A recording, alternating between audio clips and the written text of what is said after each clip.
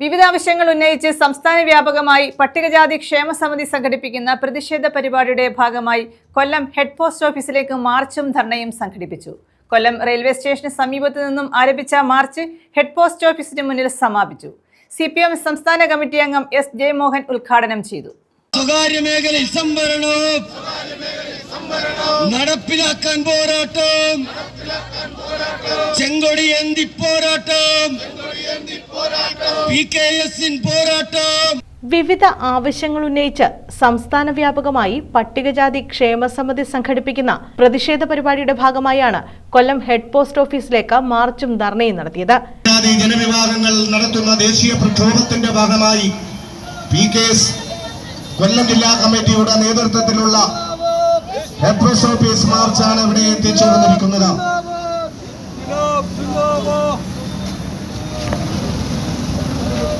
രാജ്യത്തെ 42 കേന്ദ്ര സർവകലാശാലകളിൽ വിദ്യാർത്ഥി പ്രവേശനത്തിലും അധ്യാപക നിയമനത്തിലും ഒഴിഞ്ഞുകിടക്കുന്ന സംവരണ സീറ്റുകളിൽ നിയമനം നടത്തുക, സ്വകാര്യ മേഖലയിൽ തൊഴിൽ സംവരണം നടപ്പിലാക്കാൻ നിയമം കൊണ്ടുവരിക, ജാതി സെൻസസുമായി ബന്ധപ്പെട്ട അവ്യക്തത പരിഹരിക്കുക, പട്ടികജാതി പട്ടികവർഗ പീഡന നിരോധന നിയമം പഴുതുകൾ പരിഹരിച്ച് നടപ്പിലാക്കാൻ കേന്ദ്ര സർക്കാർ ഇടപെടുക തുടങ്ങിയ ആവശ്യങ്ങൾ ഉന്നയിച്ചാണ് മാർച്ചും ധർണയും നടത്തുന്നത്. കൊല്ലം റെയിൽവേ സ്റ്റേഷന് സമീപത്തു നിന്നും ആരംഭിച്ച മാർച്ച് ഹെഡ് പോസ്റ്റ് ഓഫീസിന് മുന്നിൽ സമാപിച്ചു. തുടർന്ന് നടന്ന ധർണ CPM സംസ്ഥാന കമ്മിറ്റി അംഗം S. ജയമോഹൻ ഉദ്ഘാടനം ചെയ്തു. സാമുദായികമായും സാമ്പത്തികമായും പിന്നോക്കം നിൽക്കുന്ന മോചനത്തിന് ഉതകുന്ന നയങ്ങൾ സ്വീകരിക്കുക എന്നതാണ് സമൂഹത്തോട് പ്രതിബദ്ധതയുള്ള ഏതൊരു ഭരണാധികാരിയും സ്വീകരിക്കേണ്ടത്. എന്നാൽ തെരഞ്ഞെടുപ്പൊക്കെ വരുമ്പോൾ വാഗ്ദാനങ്ങൾ നൽകി പിന്നോക്കം നിൽക്കുന്ന ജനവിഭാഗങ്ങളെ അനുകൂലമാക്കി നിർത്തി വോട്ട് നേടി അധികാരത്തിൽ വന്നു കഴിയുമ്പോൾ ആദ്യം മറക്കുന്നത് ഇത്തരത്തിൽ പ്രയാസങ്ങളും ദുരിതങ്ങളും അനുഭവിക്കുന്നവരെയാണ് ആദ്യം അവഗണിക്കുകയും പറഞ്ഞ കാര്യങ്ങൾ മറക്കുകയും ചെയ്യുന്നതെന്നുള്ളത് അനുഭവത്തിൻ്റെ അടിസ്ഥാനത്തിൽ തന്നെ നമുക്ക് മനസ്സിലാക്കാൻ കഴിയുന്ന ഒന്നാണ്. പാവപ്പെട്ടവരുടെ വീടുകളിലെ കുട്ടികൾ ഉന്നതങ്ങളിലേക്ക് പഠിച്ച് വളർന്ന് പ്രധാനപ്പെട്ട മേഖലകളിലേക്ക് എത്താൻ കഴിയാതെ പോയ കാലഘട്ടത്തിൽ നിന്നും അവരെ പൊതുധാരയിലേക്ക് എത്തിക്കുന്നതിന് വേണ്ടിയിട്ടാണ് പഠനത്തിലും മറ്റുമെല്ലാം തന്നെ സംവരണം ഏർപ്പെടുത്തി വെച്ചിട്ടുള്ളത്.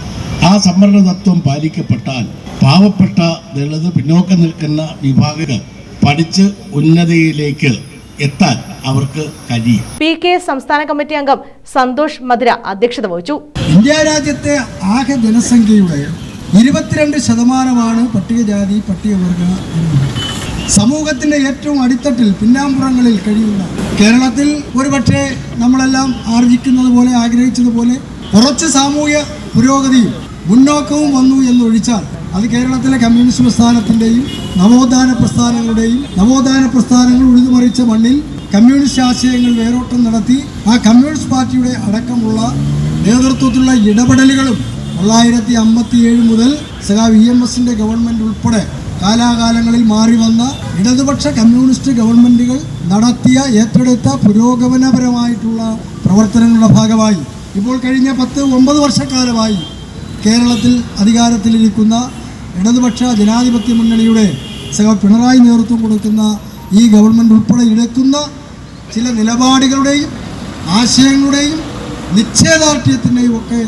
ഭാഗമായിട്ടാണ് കുറേയധികം കേരളത്തിൽ നമ്മൾ മുമ്പോട്ട് പോയിട്ടുള്ളത്. ജില്ലാ സെക്രട്ടറി G. സുന്ദരേശൻ സ്വാഗതം പറഞ്ഞു. സംസ്ഥാന കമ്മിറ്റി അംഗം T. Gopalakrishnan, A. Pushparajan, NS Shantakumar, VK Sathyaseelan, B. Rajendran, M. Suresh Kumar, J. Biju തുടങ്ങിയവർ പങ്കെടുത്തു. ന്യൂസ് ബ്യൂറോ, കൊല്ലം.